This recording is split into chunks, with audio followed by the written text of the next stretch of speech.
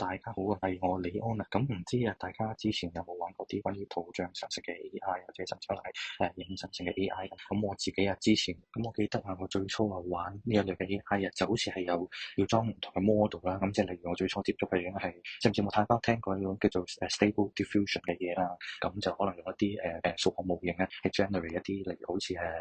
真人嘅圖片啊，或者可能係一啲動漫嘅圖片咁樣啦。咁我之前就對探地二即係有段時間係即係比較沉迷呢樣嘢，就攞屋企嗰部咁嘅垃圾電腦啊，咁去 cap 一啲唔同即係自己中意嘅動畫、動漫嘅角色啊，再去將一啲唔同嘅圖片，咁就再分享喺自己嘅私人 IG 啊，或者係其他一啲圖像網站咁樣嘅。咁啊，因為我本身有一段時間就冇再去即係自己去 down 啲 model，所以我都而家都唔清楚呢個會唔會仲係一個比較流行去生成啲圖像嘅方法啦。咁但係咁其實而家有好多即係著名嘅 AI 供應商咁例如 OpenAI 啊或者 Grok AI 啊，咁佢本身自己都係有開放啲圖像生成甚至影片生成功能，咁就變咗好似以前咁樣，即係你要首先試唔同嘅數學模型啊，咁你要睇下你自己部電腦啊夠唔夠VRAM 咧，以前嗰啲即係啲數學模型啊，咁你如果喺自己部機度再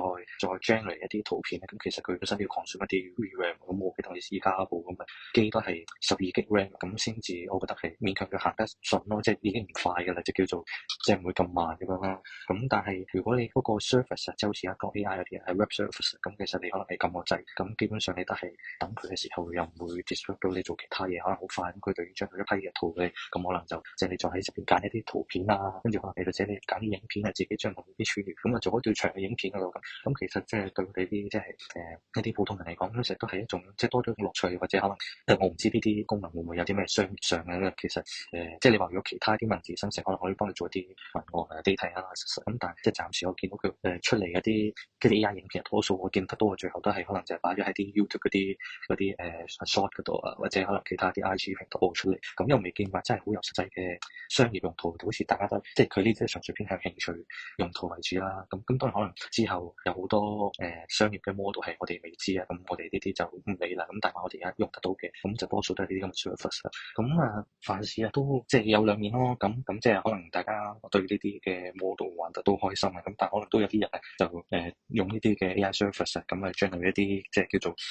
即係其實都唔係最近嘅，即係佢本身都有嘅。不過咧，其實就最近啊，我啲人炒翻出嚟講啦，即係可能見到嘅一啲一啲新聞啊報導翻啊，咁我發覺年初開始嘅咁一啲比較敏感嘅提示詞嘅，即係例如啲關於數位脫衣啊 AI 換衣嘅提示詞嘅用量頻率都快速攀升啊，咁導致唔少即係一啲政府都開始再度關注翻呢個 AI 嘅道德監管嘅問題啦。咁即係例如馬來西亞或者印尼呢啲國家咁都開始一啲實質嘅行動，即係例如可能封鎖一啲AI 嘅 service 啊，咁樣就係佢哋嘅理由啊，通常都係會話聚焦翻呢個保護兒童同埋青少年啦，咁就避免佢哋係因為一啲呢啲叫做一啲 fake 嘅影像導致一啲潛在嘅風險啦。歐洲國家即係例如法國、英國咁同埋歐盟啊，亦都開始對即係呢啲圖像生成嘅服務啊，再次作出一啲調查，睇下佢哋會唔會係觸犯當地某啲法律啊，或者會唔會需要加強某啲方面嘅規管咁嘅。咁其實我覺得係 AI 一啲嘅圖像生成、影像生成其實就坦白講已經係流行咗好一段時間啦。咁但係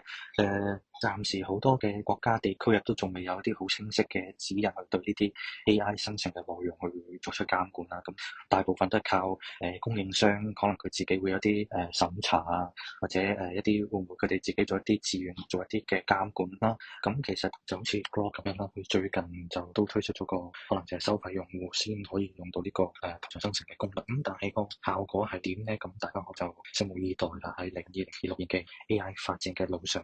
咁我哋下條片再見，拜拜。